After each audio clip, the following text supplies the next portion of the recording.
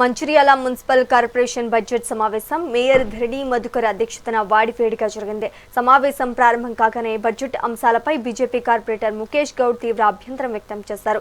దీనిపై మేయర్ అదనపు కలెక్టర్ చంద్రయ్య స్పందిస్తూ బడ్జెట్ ప్రవేశపెట్టిన తర్వాతే చర్చకు అవకాశం ఉంటుందని స్పష్టం చేయడంతో సభ సజావుగా సాగింది. నగరపాలిక సంస్థ తొలి బడ్జెట్ను మేయర్ ప్రవేశపెట్టారు. 2026-27 ఆర్థిక సంవత్సరానికి గాను మొత్తం 74,76 లక్షల రూపాయల అంచనా బడ్జెట్ను మేయర్ సభ ముందుంచారు. అయితే ఈ సమావేశం ఆరంభం నుంచి అధికార ప్రతిపక్షాల మధ్య వాడివేడి చర్చకు దారితీసింది. ప్రజల సంక్షేమమే ధ్యేయంగా ఈ బడ్జెట్ ఉందని మేయర్ చెప్తుండగా చర్చకు అవకాశం ఇవ్వలేదని ప్రతిపక్షాలు ఆరోపిస్తున్నాయి.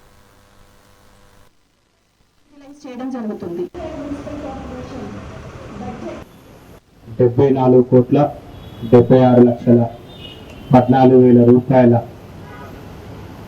సంవత్సరం బడ్జెట్ ఏదైతే ఉందో దీన్ని ప్రజల అవసరాల నిమిత్తం ప్రజల కోసం ప్రజా పరిపాలన మనం చేస్తున్నాం కాబట్టి ఎక్కడెక్కడైతే ఏ అవసరాలు ఉన్నాయో మనకు వచ్చే ఆదాయం ఎంత, పోయిన ఫైనాన్షియల్ ఇయర్లో వచ్చిన ఆదాయం ఎంత, మనం అంచనా ఎంత వేసినామో క్లుప్తంగా దాన్ని వివరిస్తూ ఈ సంవత్సరం మన బడ్జెట్లో మనం ఎంత ఆశిస్తున్నాము, పోయిన సంవత్సరం ఎంత వచ్చింది అనేది క్లుప్తంగా బడ్జెట్లో పెట్టడం జరిగింది.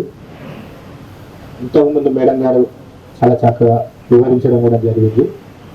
గౌరవ సభ్యులందరికీ కొత్తవారు కాబట్టి చాలా మందికి ఈ బడ్జెట్ అర్థం కాలేదు. కానీ ఇక్కడికి వచ్చిన తర్వాత వీటన్నిటిని విన్న తర్వాత నాకు తెలిసి అందరికీ కూడా ఈ బడ్జెట్ ఆమోదదాయంగా అందరికీ నచ్చే విధంగా ఉందని నేను భావిస్తూ ఉన్నాను. మరి ముఖ్యంగా గౌరవ సభ్యులందరూ కూడా నాకు 97% సభ్యులు ఈ బడ్జెట్ని ఆమోదించడానికి ముచ్చేసినందుకు ప్రత్యేక ధన్యవాదాలు తెలియజేస్తూ ఈరోజు ప్రత్యేక బడ్జెట్ సమావేశం మంచిర్యాల మున్సిపల్ కార్పొరేషన్లో పెట్టడం జరిగింది. గౌరవ మేయర్ గారు బడ్జెట్ ప్రవేశపెట్టే ముందు మేము అందరికీ సమయం కల్పిస్తాం, మీరు మాట్లాడండి బడ్జెట్ అయినాక అన్నారు. సరే ఓపిక పట్టినాం. బడ్జెట్లో ఏంటంటే తెలంగాణ మున్సిపాలిటీలో తై బజార్ అనేది ఒకటి ఉంటుంది. ఆ తై బజార్ ద్వారా దాదాపు 40 నుంచి 60 లక్షల దాకా ఆదాయం వస్తుంది మున్సిపాలిటీకి. ఆ తై బజార్ అనే కాలమే తీసేసారు ఈరోజు మున్సిపల్ కార్పొరేషన్. నష్టపోయేది ఎవరు? నష్టపోయేది మున్సిపాలిటీ నష్టపోతుంది. 60 లక్షల రూపాయలు దాదాపు నష్టపోతుంది కార్పొరేషన్ పరిధిలో. రెండవది ఏంటంటే ఈ డీజిల్ విషయంలో మేము మాట్లాడదాం అనుకుంటే వీళ్ళందరూ మేయర్, డిప్యూటీ మేయర్, కార్పొరేటర్లు అందరు లేసి వెళ్ళిపోయారు.